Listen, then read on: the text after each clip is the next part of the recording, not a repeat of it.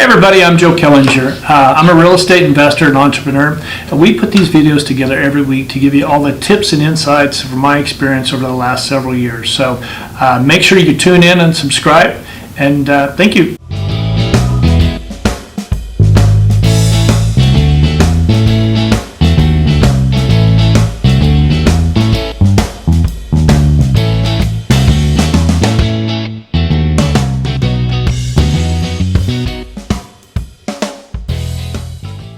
Everybody, thank you for tuning in. I've had a lot of you reach out about ghost kitchens, so I brought in somebody that deals with them regularly.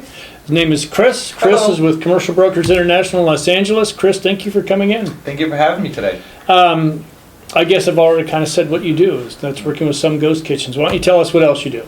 So I really do a lot of tenant and landlord representation with a focus on retail assets.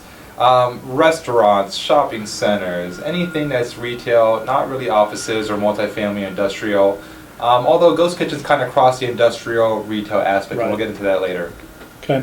Well, Chris, I'll have to confess, came into my office complaining because he had 3 listings. Actually, wasn't complaining; he's more gloating. He had 3 drive-through listings. So I roped him into this. So he has a real wealth of knowledge that I really wanted to tap for you that are considering maybe an investment in a ghost kitchen, or if you're considering a little bit. But so who are the big players right now? Who's the biggest in the space? I'd say the biggest player in the space right now is the former Uber CEO Travis Kalanick's new restaurant group, Cloud Kitchens Group.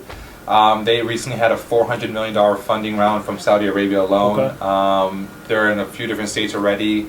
They're probably the biggest name and probably the gold standard of what you want to say in Cloud Kitchen on what other restaurant groups are trying to emulate too. Now I see that there are a good number of other people that are trying to get in or getting into the business. Is it? I know that it's pretty big in Los Angeles. Is it big across the country, or is it primarily starting in California and it's going to move its way east? Yeah, I would actually say it's big around the country. Okay. If you kind of really think about it, I mean, it's probably big around the world in one sense or another of a ghost kitchen and what it is and does. Mm-hmm. Really, we'll break down what a ghost kitchen is in the video. But a general example is a restaurant commercial space that can prepare multiple dishes for multiple brands ideally. Multiple concepts. So you could have one restaurant that's doing sushi, kebab, and pizza and tacos, right? Mm-hmm. All out of the same kitchen ideally. So it's a virtual kitchen set up to do a variety of menus. Ideally these are better fitted in industrial sites Right. that have very dense populations because you don't need the retail storefront to go and pick up your order. You don't need that retail storefront to even attract the customers. It's all online. The apps are what's driving the customers to the product. So you have a lot of different models, and we'll kind of get into, what kind of model is best for you. But really, any investor from any price range can really either start their own commercial kitchen, or if you're interested in starting a restaurant, join an established commercial kitchen and have lower barriers to entry. So you as a restaurant operator can just partner with a ghost kitchen, have them prepare you wouldn't need to have a restaurant if they're going to be doing it. Yeah. Typically you would still have your employees. There's a couple different ways, but you could have your employees still work. You would rent out the commercial kitchen space from them. Okay. That's one of the methods available.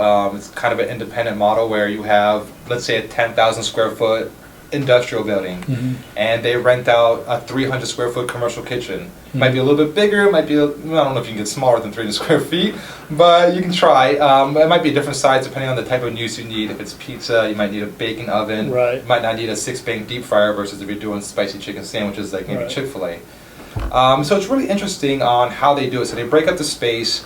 They split the triple nets. Everybody's passed through. So it's really, if you are a property owner, you have a nice industrial site in a really densely populated area, and you're kind of thinking, who can I put in there right now? Because the big box stores are dead. It's really hard to get customers in any space right now. Right. Cloud kitchens are a great way to fill up your vacant space to not only attract top tenants, but bring in a great return on your investment versus maybe going traditional, because you're charging a premium for someone to come in and rent your equipment, rent your space, and they're also paying a percentage of the ticket too when the order goes out. But are you relying, if you have a cloud kitchen, you're relying on delivery, right? You're relying, because they don't do pickup out of a ghost kitchen. So you have different models. Okay. One of the models is delivery only, and yes, on that aspect, you're only relying on delivery, and it's tough. You have other cloud kitchen groups that can be larger space, still with the 10,000 square feet, but they do have the ability where you're able to walk inside and place an order for takeout, and then get your order and pick it up. You can also go in there and pick up the order if it's been on the app placed. But as a restaurant owner, if you had, let's say you've got a restaurant location right now, you could do takeout from the ghost kitchen then too. You right? could do takeout from the ghost kitchen. If you're a restaurant owner and you have a restaurant space now, ideally you'd want to use your own kitchen for that and then try to operate out of that. Now let's use my favorite sandwich place in Los Angeles, How and Ray's, for example, right? Okay. How and Ray's is in 2 locations today, Chinatown and Pasadena. But let's say How and Ray's wanted to come out to Santa Monica. I mean, right now they're really only doing delivery on apps, so they could ideally go into any commercial kitchen group, any commercial space, and open up and put it on the app and have that footprint now in the Santa Monica West Side area to cover a larger region without having to have a 5-year, 10-year lease with build out included and all the other responsibilities that come along. They can have. You have to give your recipe to the ghost kitchen. No, you can come in and with your own employees and your own team and operate it. Supplies, if you can work out arrangements ahead of time to come in and have your supplies delivered. Okay. You can have your own refrigeration space, or you can work out a deal with them. Sometimes they'll have suppliers for you to choose from if you want to open your own brand. Because a lot of people who come to ghost kitchen and cloud kitchens, what I'm seeing, are really first-time operators. Right. People who always wanted to get a restaurant, never had the opportunity to. Either financially they were constrained, or the barrier to entries were too high in other areas. They didn't have the knowledge. Well, I can see that. You build an app and you order from it, and it goes to the ghost kitchen, and out it goes. Yeah, and you're paying, let's say on 300 square feet, you're paying about $5,000 to $6,000 a month, and that's with the equipment included. I mean, that's a lot less barrier to entry.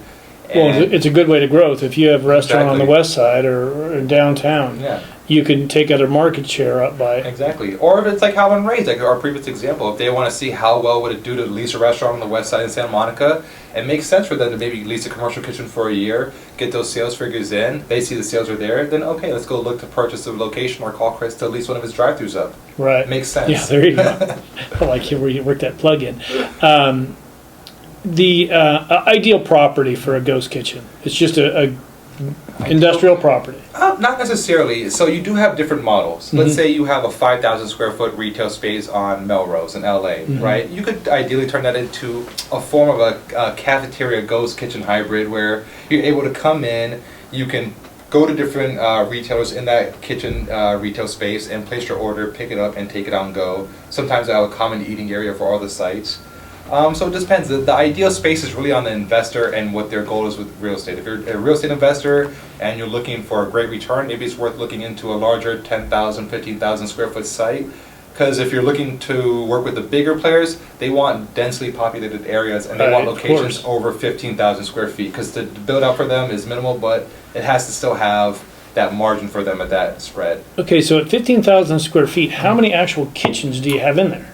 Let's say 300 square feet of kitchen. Okay, now are you renting a piece of time that you get to be in there? So I'm renting. I'm paying X amount from 8 a.m. From 12-hour shifts, you're saying? Yeah. Are you doing it 4-hour blocks, 5-hour blocks, 12-hour blocks, or I suppose you pay more for?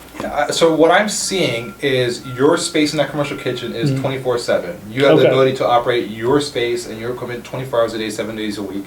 There are other types of kitchens where it's an hour base, like you said. Yeah. Typically, when you share equipment, when you share equipment, one of the downsides I've personally, when you run a restaurant industry, is when the other group gives you the equipment, it's not as clean or maintained as well as if you did it yourself. And if you're a stickler for cleanliness like I am, that's the problem. Especially when you have somebody that's coming in doing a lot of flour products and you have flour all over the place, you have grease all over it. I mean, you're spending half your time cleaning. That can affect the product quality and everything else. Yeah, because your cleaning crew's got to come in every night too. Exactly. So there's a lot of different methods. I mean, you have even Chick-fil-A doing cloud kitchens now down the street from their own restaurant just to handle the increased velocity they have.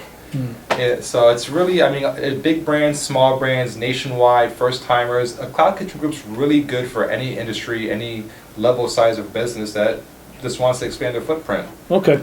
So if I'm an investor and I'm thinking about cloud kitchens, or ghost kitchens, what are my first steps? Finding the location. Oh no! First thing you want to do is call me. Yeah, of course. You want to get a great broker to ask you these questions because I'm going to ask you how do you have a restaurant group you're working with now, or do you have multiple concepts you want to work with?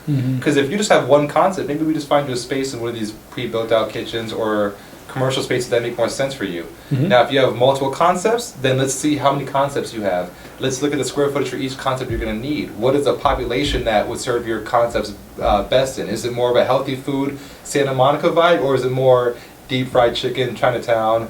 You know what I mean? Right. That healthier, not that healthy, that other type of food. Yeah.